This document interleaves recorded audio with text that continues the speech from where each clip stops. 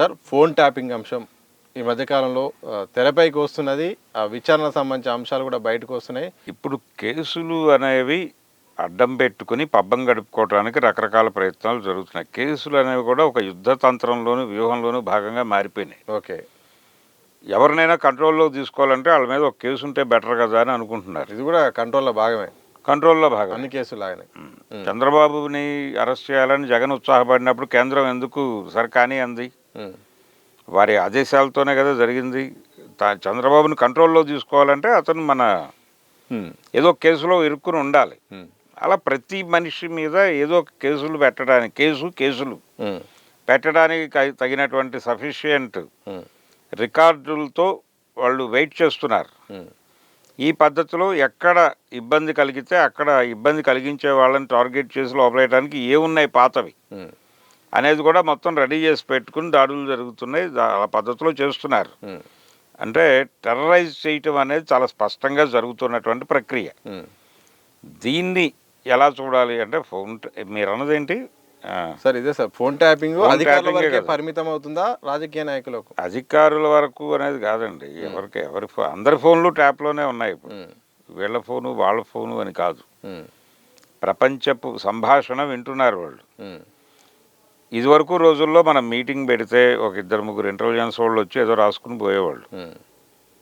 ఇప్పుడు ఆ పరిస్థితి లేదు. ఇప్పుడు స్ట్రైట్గా వాళ్ళు రీడ్ చేసేస్తున్నారు, లైవ్లు చూస్తున్నారు వాళ్ళు కూడా. అది మాత్రమే కాదు, ఫేస్బుక్లు ట్విట్టర్లు ఇవన్నీ దేనికి వచ్చినాయి? Social media.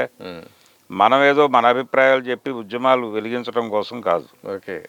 మన బుర్రల్లో ఏముందో వాళ్ళు తెలుసుకోవడం కోసం మనకి వేరేసారు. మన అభిప్రాయాలన్నీ అక్కడ చెప్తాం. ఓకే, వీడు ఇలాంటి అభిప్రాయాలు కలిగిన వాడు కాబట్టి వీడి మీద కొంచెం నిఘా వేయాలి ఓకే అని వాళ్ళు గదిలో కూర్చుని అనుకుంటారు. అంతే. కాబట్టి ఏదైనా అంతే. దేన్నైనా సరే ఎలా వాడుకోవాలో అలా వాడుకుంటారు. కేసులు పెట్టడము అదే పద్ధతి, ఫోన్ ట్యాపింగ్ అయినా అదే పద్ధతి. అవతల వాడి ఇంట్లో ఏం జరుగుతోందో మా దగ్గర రికార్డు ఉంది అంటే అవతల వాడిని సరెండర్ చేసుకోవటానికి వాళ్ళు ఎంత ఉత్సాహంగా ఉన్నారనేది అర్థం చేసుకోవాలి మనం. కాబట్టి ప్రపంచం అంటే సమాచారానికి సంబంధించి డేటాకి సంబంధించి ప్రపంచంలో భద్రత అనేది కొరవడింది.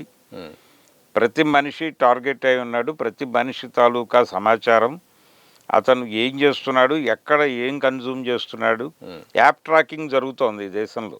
ఓకే. యాప్ మూవ్మెంట్ కూడా ట్రాక్ అవుతోంది.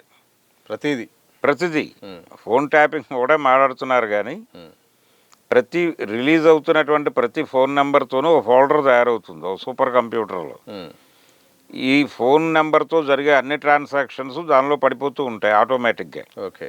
అవసరమైనప్పుడు దాన్ని విశ్లేషించి వీడేమిటో తేల్చుకుని అప్పుడు దాడి చేస్తారు. ఆ లెవెల్కి ప్రపంచం టెక్నాలజీ వెళ్ళిపోయినప్పుడు ఫోన్ ట్యాపింగ్ అనేది చాలా చిన్న విషయం. ఏదో పొలిటికల్ ప్రయోజనం కోసం హడావిడి చేస్తున్నారు, తగ్గిస్తున్నారు, అవసరమైతే దాన్ని పెంచుతున్నారు, వేడి తగ్గిస్తున్నారు, రెగ్యులేట్ చేస్తున్నారు. ఇది అంతిమ నిర్ణయం దీని మీద ఎప్పుడు వస్తుంది అనేది చూడాలి. కానీ ఈ ఫోన్ ట్యాపింగ్ అనేది చాలా దిగువ స్థాయి చైల్డిష్ గేమ్. ఇప్పుడు దాన్ని మించి చాలా జరుగుతున్నాయి. ఓకే. యాప్ ట్రాకింగ్ ఇవన్నీ చాలా దారుణాలు జరుగుతున్నాయి. ఫోన్ జేబులో ఉంటే మీరు రోడ్డు మీద ఉన్నట్టే. మీరు గదిలో ఉన్నా ఎక్కడున్నా మీ గదిలో ఫోన్ ఉంటే మీ జీవితం రోడ్డు మీద ఉన్నట్టే. మీ జేబులో ఉన్న ఫోన్ మీ మాటలు వింటుంది రాజ్యం. జేబులో ఫోన్ ఉన్నంతసేపు ఫోన్ అనేది ఆల్టర్ ఈగో అనుకుంటున్నారు. కానీ ఆల్టర్ ఈగో కాదు, అది మీ జీవితాలని శత్రువుకి తెలియజేసే ఒక పరికరం. దాన్ని దృష్టిలో పెట్టుకుంటే ఇవన్నీ మైన్యూట్. ఇది పొలిటికల్ గేమ్. ఈ ఫోన్ ట్యాపింగ్ అనే దాని మీద ప్రజల ప్రైవసీ పోతోంది అని గగ్గోలు పెట్టడం ద్వారా ఏ మేరకు జనాలని అట్రాక్ట్ చేసి తమతో కట్టేసుకుని అవతల వాడికి వాళ్ళు దెబ్బ వేయగలరు అనేది డిసైడ్ చేస్తుంది. అది జరిగే వరకు మనకు తెలియదు దాని పవర్ ఏమిటి, దాని ప్రోగ్రామ్ ఏమిటి అనేది. దానికోసం వెయిట్ చేయడం తప్ప చేయగలిగింది ఏం లేదు.